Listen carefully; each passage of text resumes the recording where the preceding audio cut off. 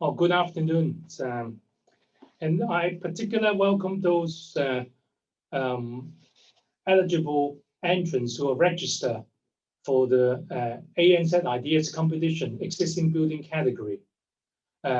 Because what I'm going to share with you later on in my presentation will serve as supplementary information to the existing building category, but it is to be used for reference only.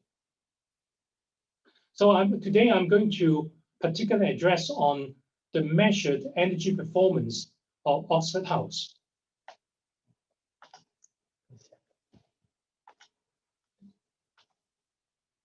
Okay, so the Oxford House was completed and in operation in the year 1999 with a site area about 3,100 square meter, with the gross floor area slightly over 46,000 square meter.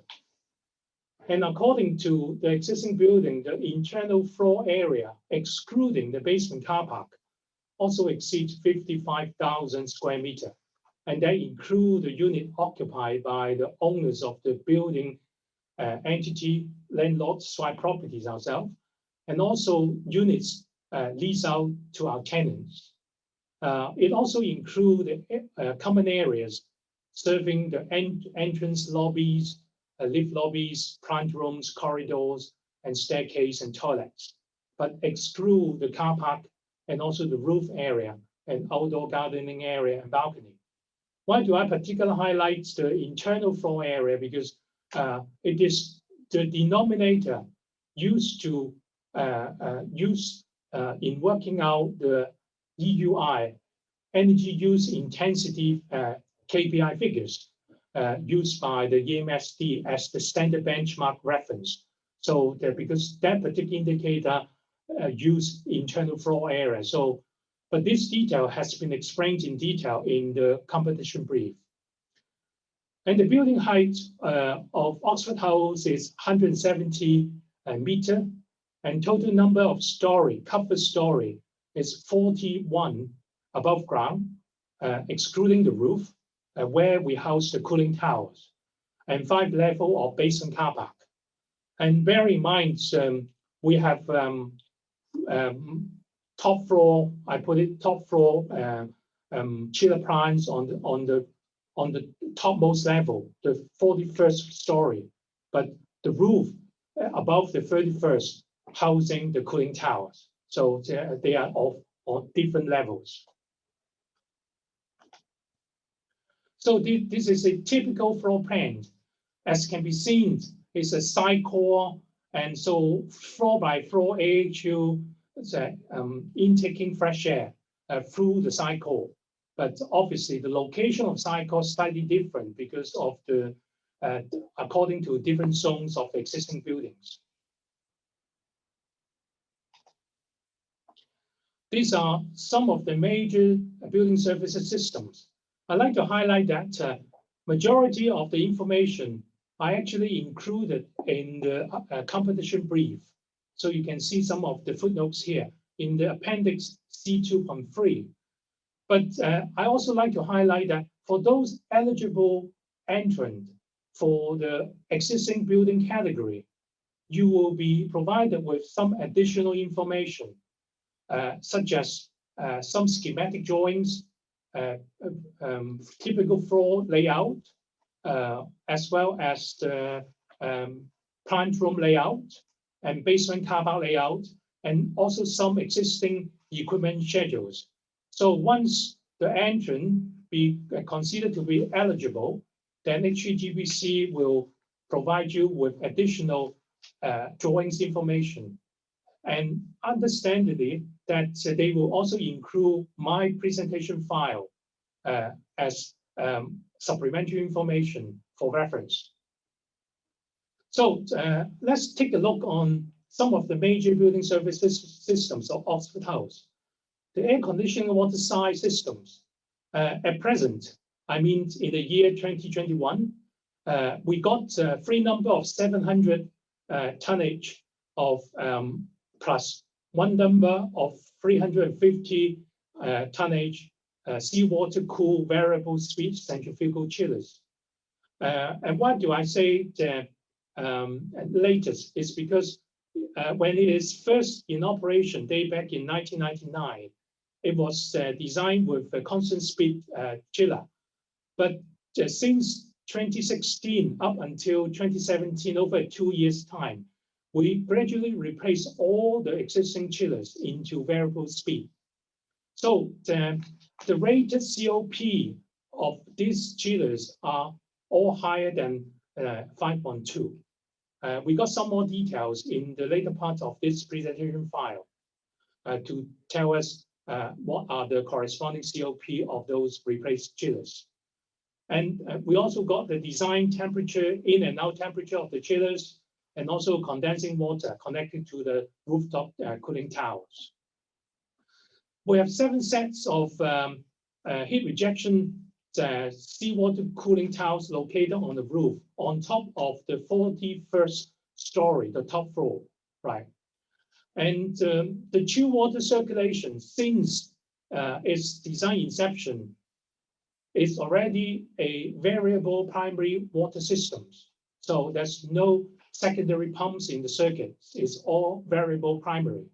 And the chill water pump set is located on the 31st floor. And we do have a tenant chill water supply for each of the tenant floor. And the condensing water circulation also with variable speed pump located on the 41st floor. And that variable speed pump actually is installed during the replacement work taking place in 2018, so a few years ago. So we also have condensing water serving to tenant floor, right? This is about the AC water side. On the AC air side, we have numbers of AHU serving the main entrance floor, and the fan unit itself also replaced with the EC plug fan last year.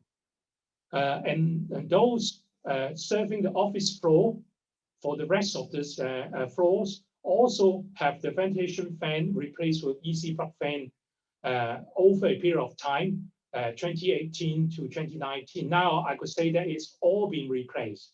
And now, so during the 2020 and this year, is all delivering the performance of EC plug fans for the AHU unit. And we have a single duct VAV system with terminal reheater in the perimeter zone with direct digital control.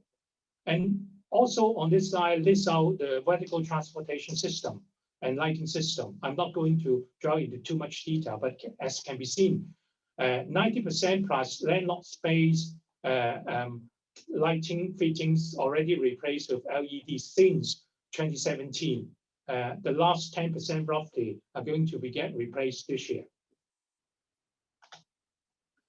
So a summary, past 5 years major works, chiller replacement during 2016-17, VSD installation of condenser water pump 2018, plug fan, DC plug fan for office floor 18 to 19, and for main entrance lobby last year, and lighting upgrade to LED since 2017, and still going for the last 10%. And rectal commissioning process and control optimization has begun 2019 and still ongoing. So this is a simple concept diagram, and the replaced chillers is a yacht manufacturer, VSD, and the rated COP all above 5.2, with the smaller duty one as high as 5.52 as a rated COP. A cooling tower, Mali, and also the pump set. So these are the details. So also some chiller performance of the yacht chillers. These are the manufacturer data provided, and it could be used as the basis of evaluating the energy consumption during different operating points of the variable speed chillers. It's provided for your information. And on the air side, so this also the details, some schematics, and some flow rates and cooling capacity for your reference.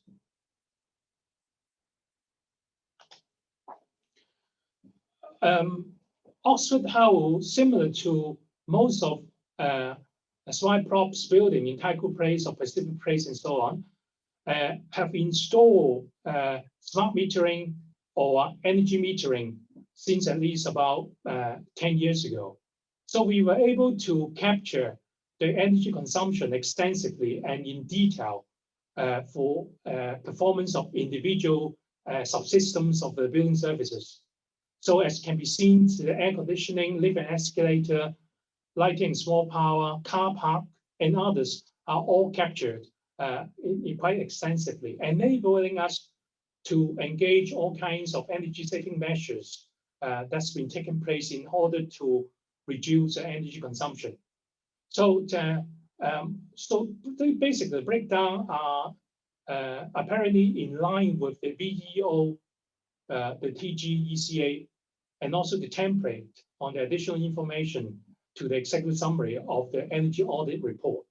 So we highly recommend us to take on board of the recommended template by the BEO in order to ascertain breakdown of energy consumption of buildings. And those energy meters are either mostly are installed after it was originally put together by means of Elster meter. So we were able to connect fiber optics to those meters to capture the data, and also making use of those BMS measuring points from the systems. Those meters connected to the BMS in order to get all the data together. Now, here comes the measured energy performance. So this is the left-hand side table summarize the energy performance excluding the basin car park in the year 2019. We chose 2019 simply because that is before the impact of the COVID. Therefore, it represents a reasonable full occupancy of the offices areas and so on. So that it is more representative to an extent. So information here are of the 2019. So it hasn't got the reduced occupancy and reduced loading requirement and energy consumption due to the COVID impact. So as can be seen, the total landlord EUI slightly under 73 kilowatt hour per square meter in the year 2019. With tenants load, we also got the total block load measured, those energy consumed by our tenants, our office tenants, is roughly slightly under 60. So with detailed breakdown about HVAC, water side, SI, lighting, small power, and lift and escalator. So if you look at the waterfall chart to the top right, we share with you about the performances or the actual measured data over the years since 2016. I highlight to you that we begin to change our chillers 16 to 18, and also start to change the plug fan in 2018, 19, and so on. We can actually realize the reduction of those energy-saving installation. So with the lines of each of the year, the left-hand side so shows the breakdown and the total combined landlord energy consumption. Different colors represent different usages. Obviously, the highest being the water side HVAC, and the orange is the SI, the green is lighting and small power, and lift and escalator represented by the yellow. So as can be seen, since we start replacing the chiller, so chiller load represented in blue actually get reduced over the years, and now being flattened out because all the installation has been basically replaced. I mean, replacing chillers. And similarly, on the air side represented in orange, we can see since 1819 the reduction in the air side energy consumption.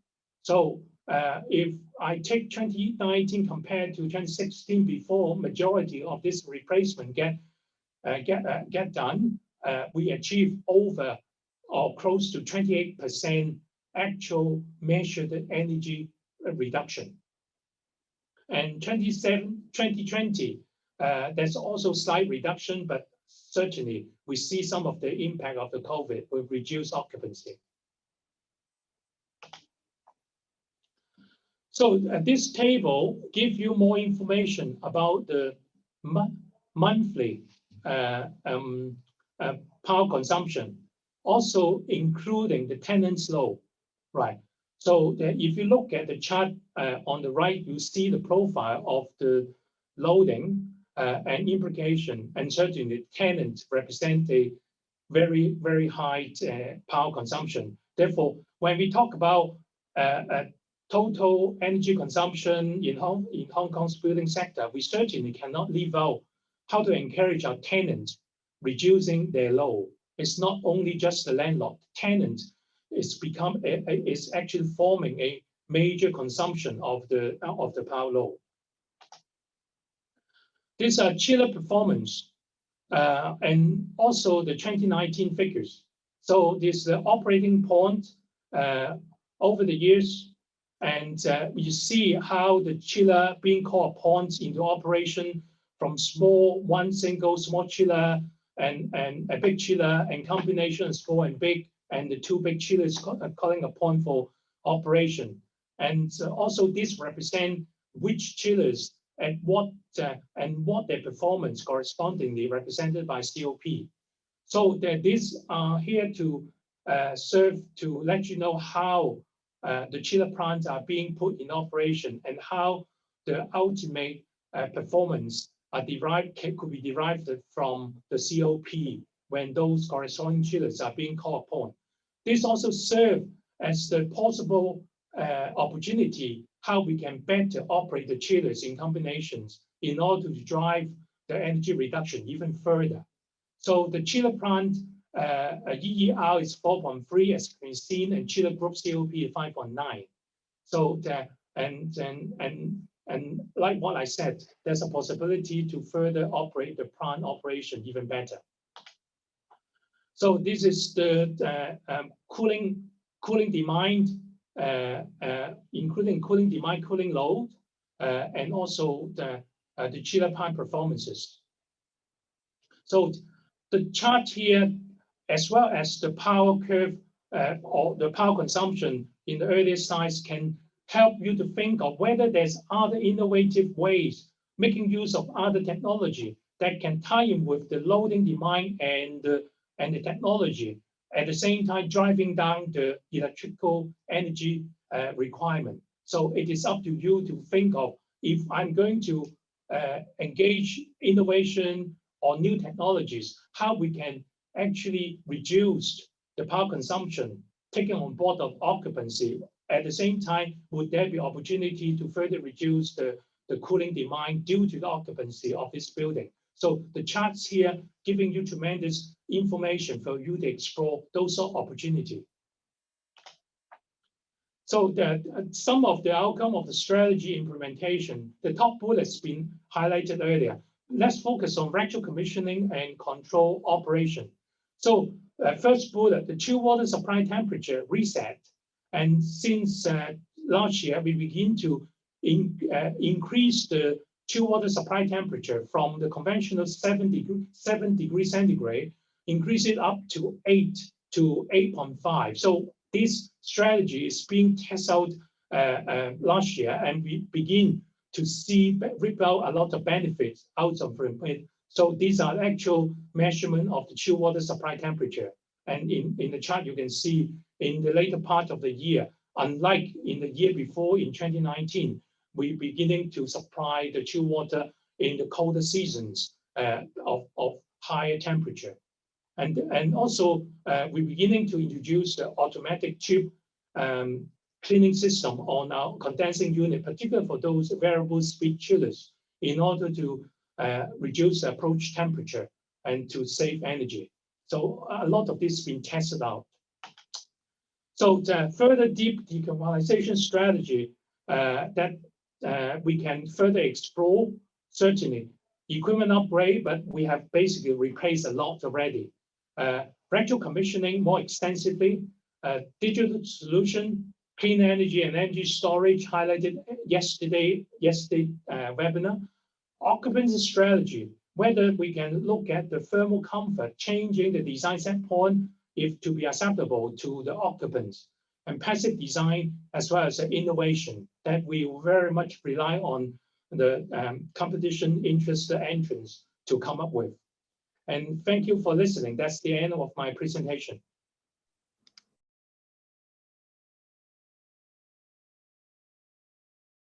Thank you, Raymond. Thank you for joining this webinar organized by Hong Kong GBC, talking about retro commissioning in existing buildings to achieve the zero carbon target in the future. So I would like to share some stories happens in buildings during our collaborative research with Swire Property, especially focus on monitoring-based commissioning applications in Hong Kong and also in mainland China.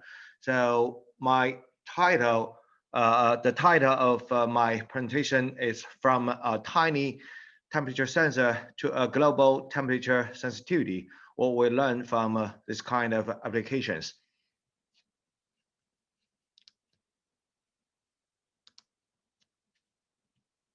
Does it work? Okay, yeah, we have a challenge, and we all know that we have to win this battle with climate change, but we need a lot of friends, and we also need some very important weapon. And here illustrate research done by IEA, International Energy Agency, that it's a scenario analysis on how we could reach this kind of 2 Celsius degree of this kind of climate change. So the major tools to prevent this kind of global warming issue is still energy efficiency, and also the adaptation of renewable energy as much as possible, and some other issues. So energy efficiency, not only for new building, as we just talking about yesterday and the day before yesterday, but also very important to improve the energy efficiency to reduce the energy related carbon dioxide emission in buildings and communities. So, but what we should do? I think the best lessons I learned is we could learn from operation, and we learn from data. Here shows an example which we gather data in the HVAC systems operated by Swire Property, our colleagues. Here shows a typical day and the valve opening during the day. So there are somehow 38 air handling units in the building, and with each of them have a feedback of the valve opening. And on the left, we could see that the horizontal axis refers to the time during a day, 24 hours during the day, and the vertical one refers to the opening of each air handling unit in each floor. And the color in red refers to opening of valves close to 100% opening, and the darker of blue refers to somehow close. So if we do some statistical research on the opening valve opening distribution in this HVAC system, we could find that not all the valves keep some kind of fully open, but only one. So this one in red, but most of them, the opening of valves only somehow 30 or 40% of fully open. So what happens here? We just go further and we do more research. We have this kind of not only valve opening, but also return temperature. That means we could have a delta T, the temperature difference between supply and return of each coil from in the air handling unit. And we found that most of the cooling coil operated in such a large temperature difference condition, but some of them, the temperature difference of the cooling coil are not so big And there are also another characteristics issues. We found that the opening and as well as the temperature difference among this cooling coil varies in a very large range. So we use the chart on the right to illustrate the position of each coil in the system. And we could find that most of the horizontal one refers to the opening, the average of open cooling coil valve opening during a day, and the vertical one is the temperature difference of a cooling coil. And we could find that most of them concentrated in this area, but only one here. So is there something unique in this cooling coil? So we go just to focus on this one. We name this cooling coil as the naughty one, who always keep fully open of their valve, but gave such a relative small temperature difference between supply and return. So we compare what happened to temperature difference of other air handling unit nearby, and we found them, most of them working in a relatively good condition, but only this one, so-called 5401. So what happens here, we go further and to check. And we found that why the cooling coil in this air handling unit keep the valve fully open during almost the whole day. The reason is because the sensor. There's an air supply temperature sensor, and they have some kind of a fault. So the sensor feedback some kind of a 2 Kelvin higher than actual value. So in this kind of a condition, that means the temperature cannot, the supply air temperature cannot meet the requirement of the side point of this kind of supply air. So the control logic will say we will keep the valve fully opening to reach until the supply air temperature reaches the set point. So because of this tiny temperature sensor fault, the valve keep opening, and our colleagues found this problem, and we shift this wrong sensor and calibrate it and put the right one and back to this kind of system. And after several hours, the system getting normal. Then what happens? The set point for the hydraulic system, that means for the VSD driven pump for chilled water system, can get reduce their speed because they have a reset of the static pressure set point of the hydraulic system from some kind of 100 kPa and lower to some kind of 40 kPa. You could see that some kind of 30% of this kind of static pressure set point get obtained. And thanks to this reduction of set point for the static pressure of this hydraulic system, the pump speed getting slower, and we save some energy for the pump.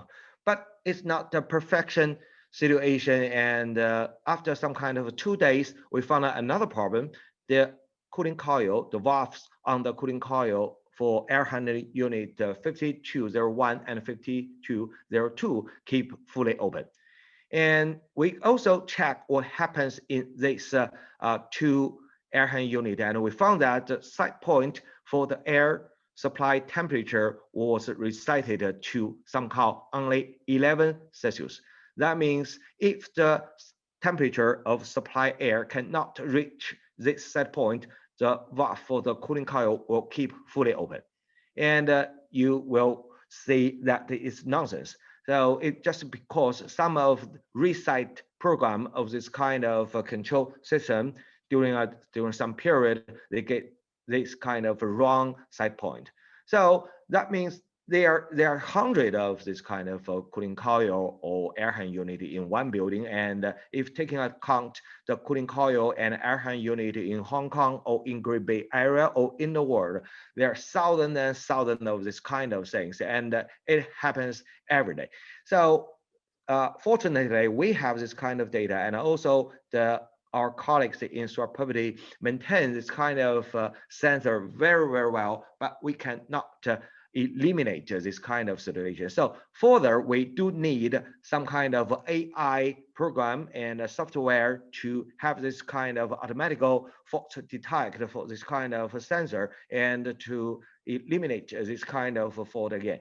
So from this point of view, we also try to check whether this kind of set point reset is reasonable or not. So we go further and to see what happens for the return error of each VV box and also do some statistic of the VV box opening. And we found that the similar situation as we investigated the opening, the valve opening among different air handling unit. The average opening for VV box is also keep some kind of only 32.9%, but only one or several of them keep some kind of 100% opening. So we think there's also some kind of a fault maybe in this kind of a VV box. So this kind of a control in air side can reach some kind of wrong control logic or can consume more electricity in pumps,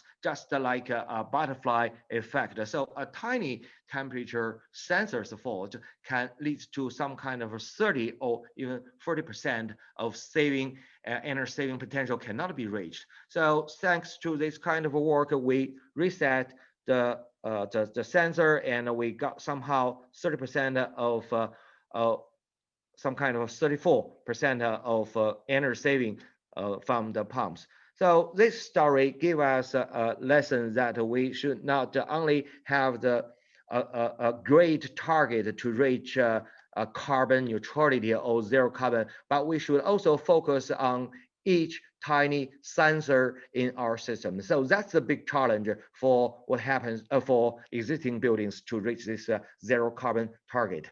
So what my proposal or my suggestion is that we could have some innovation, and thanks to the development of ICT and operational technology, we could have our some new approach and a new solution for existing buildings and existing systems.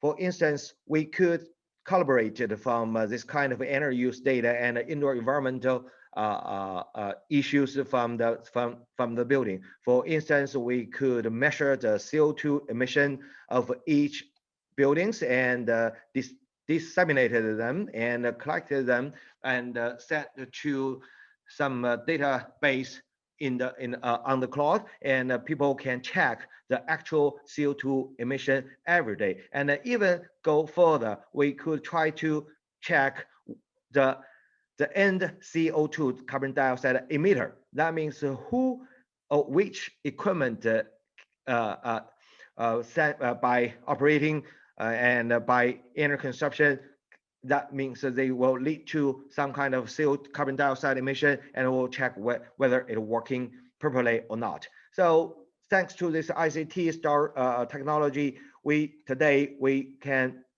collect the data, for instance, the actual cooling consumption.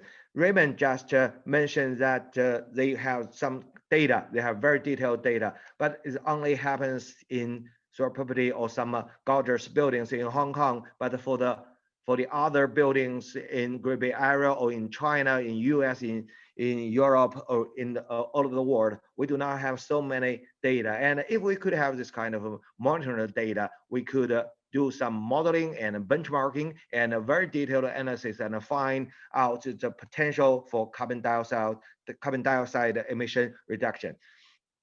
Here is the comparison of, here is a typical summer week, and the two lines I referenced here refers to the actual cooling consumption in a building, in two buildings in United States with a similar data to Beijing. And we, in terms of watt per square meter, and we could see how difference of this kind of a cooling consumption with a similar function of buildings and a similar climate. So this kind of data can disclose the energy saving potential as well as the CO2 emission reduction potentials. So data, especially the monitored data, during operation regime is very important. And also we could go very detailed to see what happens in chillers, and that means we could, thanks to this kind of data, we could find out the potential for to increase the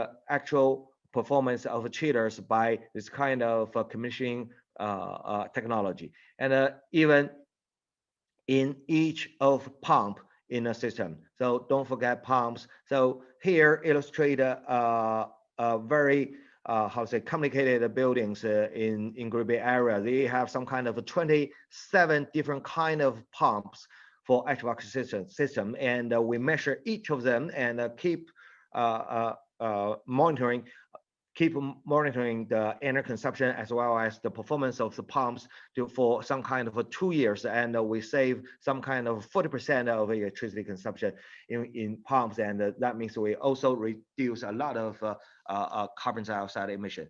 And also the electricity consumed by fans. So chillers, fans, cooling, heating, everything. We believe if we could have this kind of monitor data, we could have some systematic approach, and we learn from macro data to very detailed data, and do this kind of analysis. We could find the easiest way to reduce the demand, and also to by some kind of system tailoring, we could do a lot of commission works, and finally we could put some money and to replace low efficiency equipment with the most advanced technology today.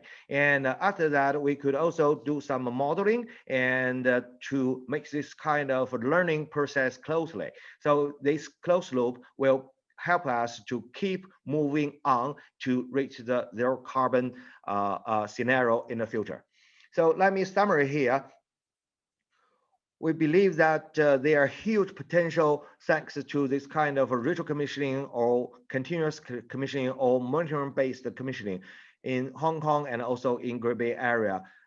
3 years ago, EMXD of Hong Kong collaboration, and both Hong Kong GBC and Swire Property and also Tsinghua University were the major participant for this collaboration. And we would like to see more people join this kind of collaboration and move the commissioning in existing buildings going forward and save a lot of energy.